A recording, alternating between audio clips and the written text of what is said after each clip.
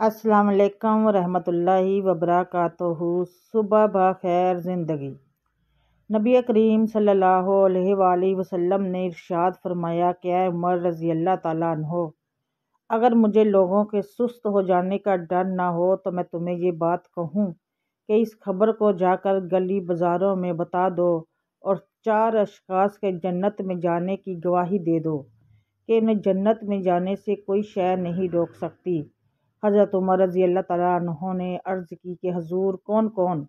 حضور اکرم صلی اللہ علیہ وآلہ وسلم نے فرمایا، نمبر 1، ایک وہ عورت جس نے اپنی تمام محبتیں اپنے شوہر پر نچھاور کر دی اور وہ اس حال میں مری کہ اس کا خاوند اس سے راضی تھا، جنت میں جانے سے اس کو کوئی شے نہیں روک سکتی۔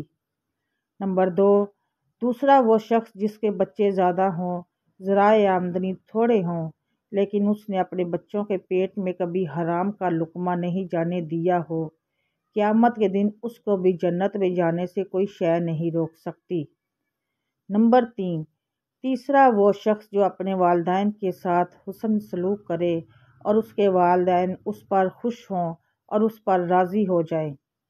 نمبر 4، چوتھا وہ شخص جس نے ایسی سچی توبہ کی کہ گناہوں کی طرف پلٹنا اس کے لیے اتنا مشکل تھا جس طرح جانور کے تھن سے نکلا ہوا دودھ واپس نہیں جا سکتا۔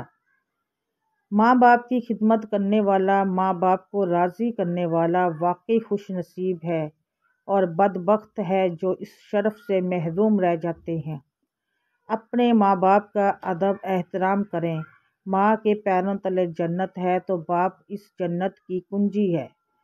اپنی زندگی اور آخرت دونوں کو سنوارنا چاہتے ہیں تو ماں باپ کو ناراض نہ کریں اور انہیں ہمیشہ راضی رکھیں۔